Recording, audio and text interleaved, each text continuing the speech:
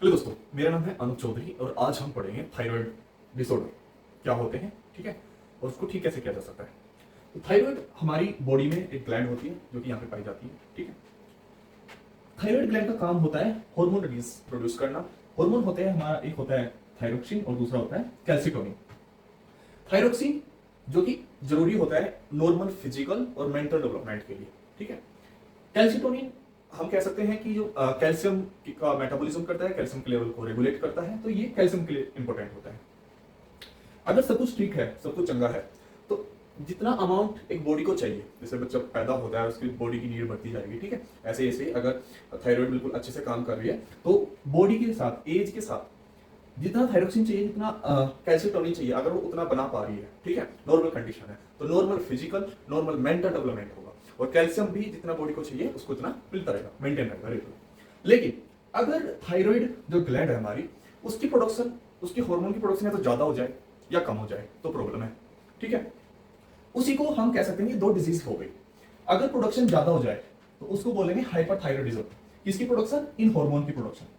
अगर हमारे thyroxine hormone की प्रोडक्शन अगर ज्यादा हो गई है तो हम कह सकते हैं कि हाइपरथायराइडिज्म हो गया। अगर इन हार्मोन्स की प्रोडक्शन कम हो गई है तो हम कह सकते हैं कि हाइपोथायराइडिज्म हो गया, कि भाई जितना थायराइड ग्लैंड को हार्मोन बनाने चाहिए वो उतना हार्मोन नहीं बना पा रही है। दोनों कंडीशन में होता क्या है? हाइपर का मतलब होता है कि हाई, हार्मोन का प्रोडक्शन हाई हो जाएगा। इससे क्या होगा कि जिस बंदे के अंदर ये प्रॉब्लम होगी उसे एंजाइटी फील होगी, उसको वेट लॉस होने लग जाएगा, लेकिन भूख लगेगी उसको, ठीक है। थोड़ा कॉन्ट्राडिक्ट है कि भूख लग रही है, खाना भी खा रहा है, लेकिन उसको वेट गेन नहीं कर पाएगा, खा भी उसको लगेगा नहीं, उसको डायरिया हो जाएगा। भाई भूख लग रही है, खा भी रहा है, लेकिन वो दस्त लग गया, उसको डायरिया लग गया, वो सारा बाहर निकल गया, तो वेट लॉस अपने से ही होना है, ठीक है। इसी को हम कह सकते हैं ग्रेव्स डिजीज। जब थायराइड हार्मोन की प्रोडक्शन ज्यादा करते हैं तो हम उसको ग्रेव डिजीज भी बोल सकते हैं, ठीक है। एक इसमें कंडीशन हो जाती है ये एक्सोथैलेमस। इसका क्या होता है कि आपकी जो आंखें हैं ना वो बिल्कुल बाहर ऐसे लगते हैं, बिल्कुल बाहर रखी हुई है, तो ये कंडीशन इसी में होती है, हाइपरथायराइडिज्म में। तो ये सब सिम्टम है इस डिजीज के होने के। ट्रीटमेंट क्या है? इसका ट्रीटमेंट करने के 3 तरीके हैं। एक तो भाई ऐसी कोई दवा लें हम जिससे कि जो ये प्रोडक्शन है इन हार्मोन्स की थायराइड ग्लैंड में, ये कम हो जाए, बंद हो जाए, और हमारा जो जितना अमाउंट चाहिए बस उतना ही बने, इनके रेगुलर हो जाए। तो एक पहली ट्रीटमेंट को हम क्या बोलेंगे? Anti thyroid drugs. भाई हमने सिंपल ड्रग लिया। दूसरा है रेडियो आयोडीन। रेडियो आयोडीन क्यों? क्योंकि जो ये हार्मोन है थायरोक्सिन हार्मोन, इसको बनाने के लिए हमें आयोडीन की जरूरत पड़ती है, और थायराइड प्रिकर्सर होते हैं, तो जो बाकी का प्रिकर्सर यानी कि बाकी इंग्रेडिएंट जो चाहिए होता है और आयोडीन मिलकर थायरोक्सिन बनाते हैं। अगर हम रेडियो आयोडीन दे दें जो कि हमारे जो थायरोक्सिन है उसके जो टिश्यू है उसको डैमेज कर देगा, जो ओवर प्रोडक्शन कर रहा है, तो उससे क्या होगा कि हमारी ओवर प्रोडक्शन बंद हो जाएगी।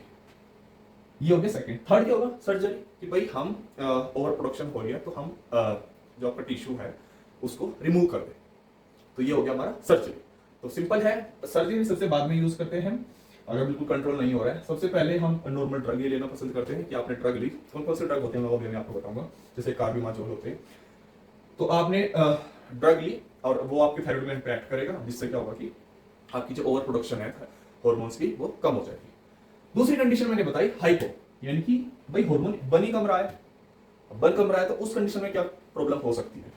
इस कंडीशन में वेट गेन होगा, यानी कि आप अच्छा खासा खा पी रहे हैं, आपका वेट गेन होगा, लेकिन आपका मेंटल लेवल स्लो हो जाएगा।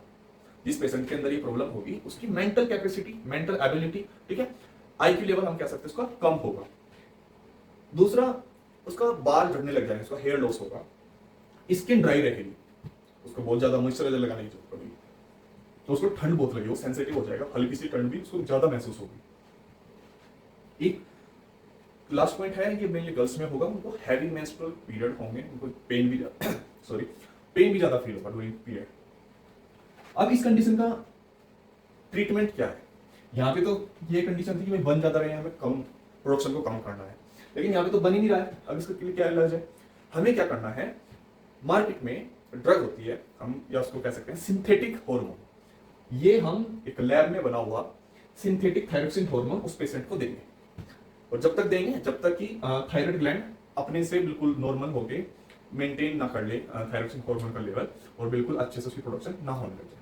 तो जब तक उसकी प्रोडक्शन नॉर्मल नहीं आ जाती तब तक हमें thyroxine hormone, synthetic thyroxine hormone देने की उसको जरूरत पड़ेगी। अब इन दोनों में अगर डिफरेंस देखें, देखो यहाँ पे वेट लॉस हो रहा है, यहाँ पे वेट गेन हो रहा है। यहाँ पे मेंटल लेवल इतना स्लो नहीं होगा, बट जैसे मैंने बताया कि ये नॉर्मल फिजिकल और मेंटल डेवलपमेंट के लिए ये ग्लैंड और ये हार्मोन जरूरी होते हैं। जब इसकी कमी होगी तो वो मेंटली थोड़ा वीक होगा बच्चा। तो ये इन दोनों में डिफरेंस हो गया। अब बात आती है कि ड्रग्स की। ड्रग्स कौन कौन सी होती है जो हम हाइपरथायरॉयडिज्म के लिए यूज करते हैं। तो पहली जो ड्रग है मैंने अभी बताया था कार्बिमाजोल।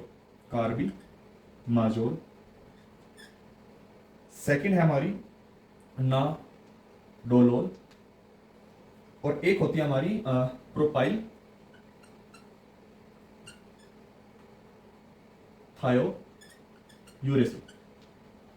ये मेनली 3 ड्रग हैं जो हम इसके ट्रीटमेंट के लिए as a anti thyroid drugs के लिए हम यूज करते हैं। एक होता है रेडियो आयोडीन, ठीक है, रेडियो आयोडीन देते हैं जिससे कि हमारा जो प्रोडक्शन है वो ना हो, तो वो जहां से वो प्रोडक्शन होती है उस को हम कह सकते हैं कि डैमेज कर देता है। इसमें जो हाइपोथायराइडिज्म कंडीशन है इसमें हमें सिंथेटिक हार्मोन देने की जरूरत। सिंथेटिक हमारा जो थायरोक्सिन आता है उसको हम बोल सकते हैं लीवोथायरोक्सिन, और एक होता है हमारा लियोथायरोन। ये बॉडी के अंदर जाके बिल्कुल ऐसे ही कन्वर्ट हो जाते हैं, बिल्कुल ऐसे ही एक्ट करते हैं जैसे हमारा नेचुरल थायराइड ग्लैंड से हार्मोन निकलता है थायरोक्सिन। तो ये हमारे हाइपो के लिए हो गए और हाइपर के लिए ये होगी 3 कंडीशन, ठीक है। तो उम्मीद करता हूं कि आपको थायराइड ग्लैंड क्या होती है, कहां पे प्रेजेंट होती है, ये समझ में आया होगा, ठीक है। ये जरूरी क्यों है?